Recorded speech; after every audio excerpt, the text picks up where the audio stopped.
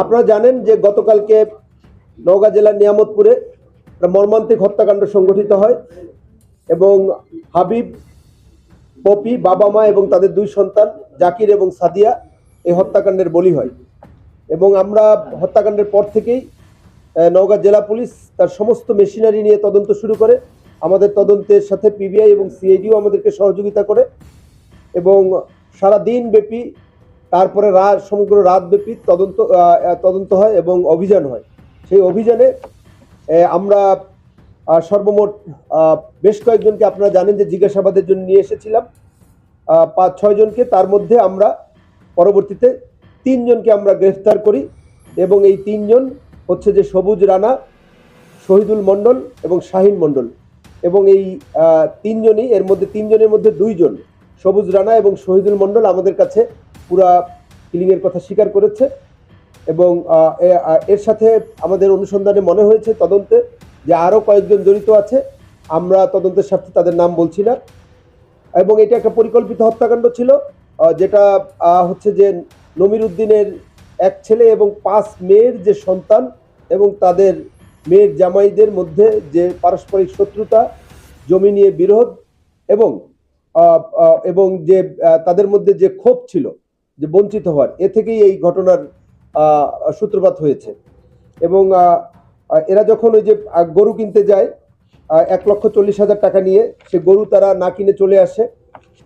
এবং একই সাথে তারা 8টা থেকে 8:30টার মধ্যে, তারা এর আগেও তাদের মধ্যে মনে হয় কথাবার্তা হয়েছে। যেটা আমরা ডিসক্লোজ করছি সেটা হচ্ছে যে সন্ধ্যা 8টা থেকে 8:30টার মধ্যে সবুজ ওই বাসায় খাওয়া দাওয়া করে এবং খাওয়া দাওয়া করার পর সে যখন বাইরে যায়, শাহিন তাকে ডেকে নেয়।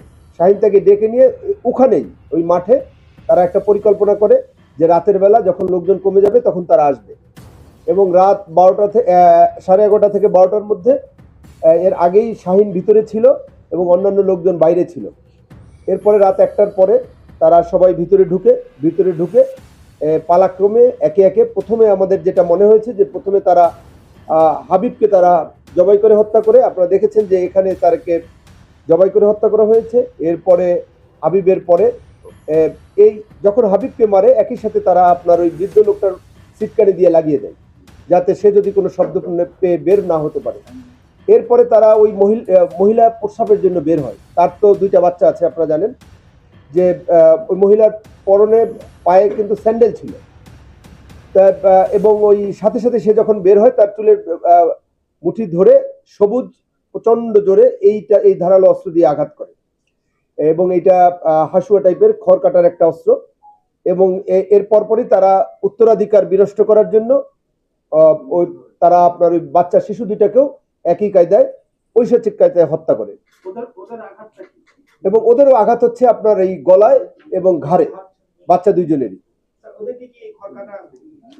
এদেরকে আমরা আমরা আরো একটা যেটা সেটা আমরা উদ্ধার করার চেষ্টা করছি। যে ধারণা করা হচ্ছে যে বিশেষ করে আপনার হাবিবকে এবং এই বাচ্চা 2টাকে একই বড় ধরনের, এটা ড্যাগার হতে পারে বা বড় ধরনের যে চাকুগুলো ধারালো, এরকম কিছু হতে পারে, যেটা আঘাতের ধরন ধরে প্রাথমিকভাবে মনে হচ্ছে। তারপরে এগুলি ফরেন্সিক রিপোর্ট আসবে, আমরা এটা আরো ডিটেলস বলতে পারবো। এরপরে হত্যাকাণ্ড সংঘটিত হওয়ার পর এরা বিভিন্ন দিকে চলে যায়। বিশেষ করে সবুজ চলে যাওয়ার পথে আপনার ওই শাহিনের বাসার সামনে যে জঙ্গল, ছোট্ট জঙ্গল আছে, সেখানে আপনার এই হাসুয়াটা তারা ওটা ফেলে দেয়। এবং তাকে যখন আমরা জিজ্ঞাসাবাদ করি, তার জিজ্ঞাসাবাদের তথ্য অনুযায়ী ওখানে স্থানীয় জনগণের সম্মুখে আপনার এইটা সিজার লিস্ট করা হয় এবং পাশের যে একটা ছোট পুকুর